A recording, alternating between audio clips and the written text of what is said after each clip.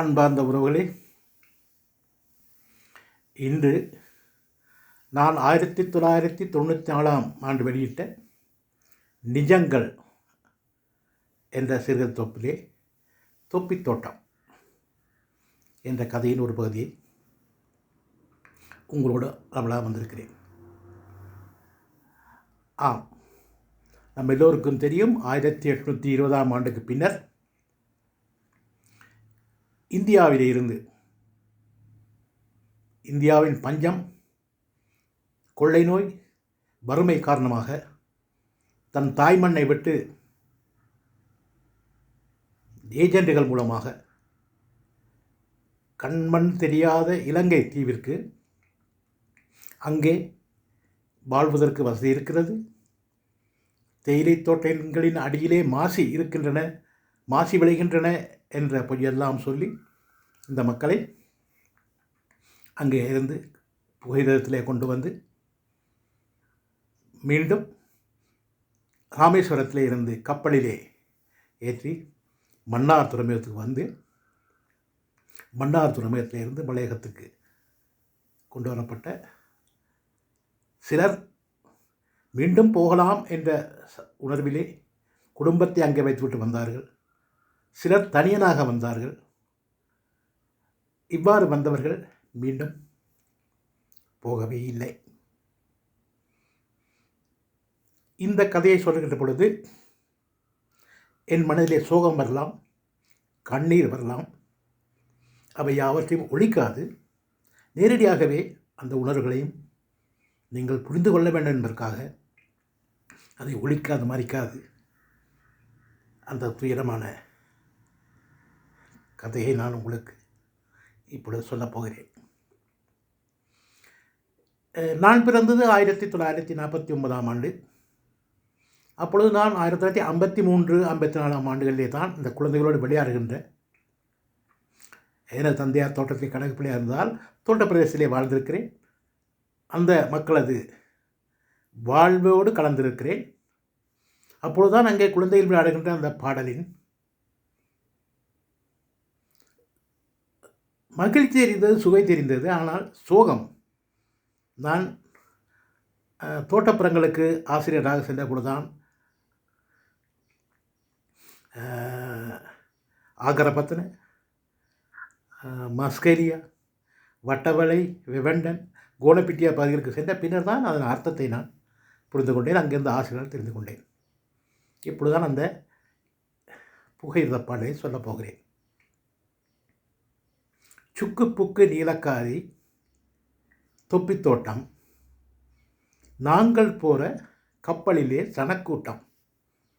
இதுதான் அவர்கள் பாடம். முதலாவது என்ன செய்வார்கள்? கூ என்று ஊதுவார்கள். அது பிறகு சுக்கு புக்கு என்ற சத்தம் வரும். அதன் பிறகு தான் பாடலை பாடுவார்கள்.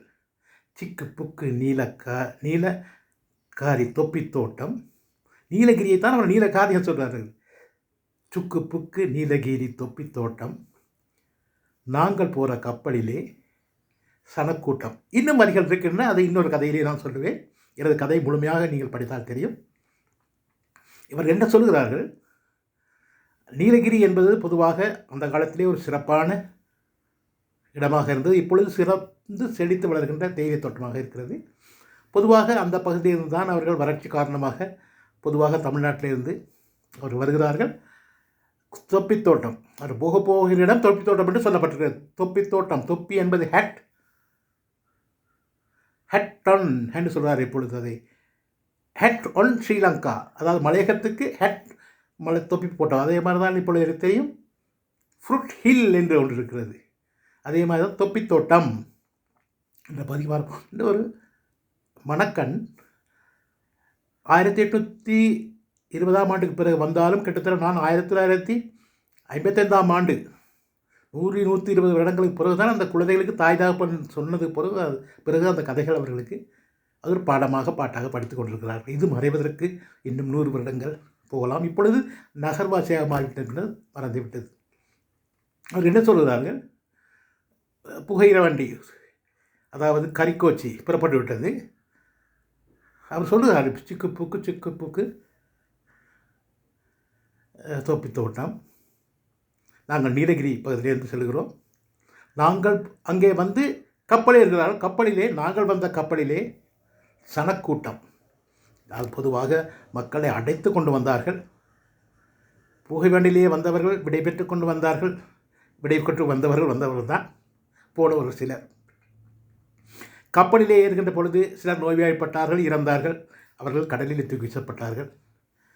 இங்கே வருகின்ற பொழுது இன்னும் கடல் சுவாத்தியத்துக்கு ஒவ்வாமையால் நோய்வாய்ப்பட்டார்கள், இறந்தவர்கள் கடலில் தூக்கி வீசப்பட்டார்கள். இவ்வாறு தலைமன்னாருக்கு வந்தவர்கள் நடைபாதையாகத்தான் ஹட்டனுக்கு வந்தார்கள். அங்கே வருகின்ற பொழுது பலர் இறந்தார்கள். காற்றிலே வருகின்ற பொழுது ஜந்துக்கள், பாம்புகள் கடி. பின்னர் தோட்டங்களிலே வந்து அடைக்கப்பட்டார்கள். 8 அடி காமராக்கள், அதிலே பலர் இருப்பார்கள். அங்கே தோட்டத்திலே ஆங்கிலேய துறைமார்களது அடக்குமுறை, அவர்களது கொடுமை அத்தனையும் தாண்டி மழுங்கடிக்கப்பட்ட சிந்தனையோடு அந்த தோட்டத்துக்குள்ளே உழைத்தவர்கள் பின் அந்த தேயிலை தூர்களுக்கு உரமாக போனார்கள், மண்ணோடு போனார்கள். சிலர் இங்கே வந்து இறந்த பின்னர் அனாதையாக்கப்பட்ட பெண்கள், தாய் தகப்பன் இறந்ததால் அனாதையாக்கப்பட்ட குழந்தைகள் ஒரு நாடோடி வாழ்க்கையாக ஆழ்ந்த சரித்திரம் நம்மில் பலருக்கு, சிலருக்கு தெரிந்திருக்கலாம், பலருக்கு தெரியாமல் இருக்கலாம். ஆகவே தான் அந்த சோகம் இன்னும் அடிமனதிலே ஆழ்மனதிலே பதிந்திருக்கிறது. ஆனால் அங்கே வந்தவர்கள் ஒருவரை ஒருவர் காட்டிக் கொடுத்து கொண்டார்கள். மற்றவனை அடித்து தான் முன்னுக்கு வருவதற்கு முயற்சித்தார்கள். அடிவை பூத்தி இருந்தது. ஒரு திடமான சிந்தனை இல்லாமல் இருந்தது. ஆங்கிலேயர்கள் அப்படி ஆக்கிவிட்டார்கள். அதிலே முரண்டு பிடித்தவர்கள் அவரோடு முரண்பட்டவர்களை கையை காலை உடைத்து அங்கே கட்டி போட்டார்கள். சிலரை கொன்றார்கள். உணவு கொடுக்கவில்லை. சரியாகவே இப்படிப்பட்ட பல துன்பங்களை அனுபவித்த மக்கள் இப்பொழுதுதான் படிப்படியாக இன்னும் கதை இருக்கிறது, சோக பாடல் இருக்கிறது. அந்த குழந்தைகள் மகிழ்ச்சியாக பாடுகிறார்கள். அதிலே அர்த்தம் நமக்குத்தான் இப்பொழுது படிப்படியாக உணர்கின்றது. இந்த கதைகளை எனக்கு என்னோடு மஸ்கலியா செயின்ட் ஜோசப் தமிழகத்திலே படிப்பித்த திருவாளர் வி.டி. தர்மலிங்கம் அவர்கள் நான் நெருங்கி பழகிய சந்தர்ப்பம் உண்டு. அவர் மூலமாக பல கதைகளை நான் தெரிந்து கொண்டேன். அதே போல தான் கண்டியம் ராமச்சந்திரன் கவிஞர் எனது சகோதரர், அவர் மூலமாக தெரிந்து கொண்டேன். ஆகவே தான் இந்த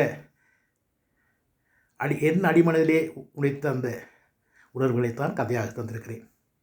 ஆகவே தான் இந்த பாடல் என் மனதிலே பயந்தது. நானும் அவரோடு விளையாடி இருக்கிறேன். ஆனால் அது அர்த்தம் அப்பொழுது புரியவில்லை, இப்பொழுது புரிகிறது. கூ என்று ஊதுகின்ற பொழுது புறப்படப் போகிறது. ஆரம்பித்துவிட்டு சுக்கு சுக்கு சுக்கு பிறகு நிற்கப் போகிறது. இப்பொழுது நின்று விட்டது. அதற்கு பின்னர் தான் கப்பலிலே ஏறுகிறார்கள். சுக்கு புக்கு நீலகிரி தொப்பி தோட்டம், நாங்கள் போகிற கப்பலிலே ஜனக்கூட்டம். மக்களே, சரித்திரங்கள் பழமை யாவும் நாம் தெரிந்து கொள்ள வேண்டும்.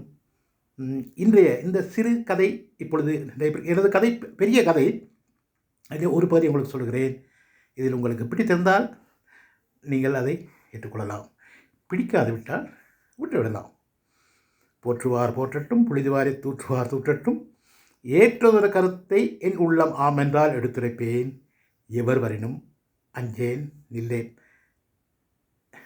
என்ற கருத்துக்கு அப்பொழுது இத்தோடு இதை நிறுத்திக் கொள்கிறேன். நன்றி, வணக்கம் உறவுகளே.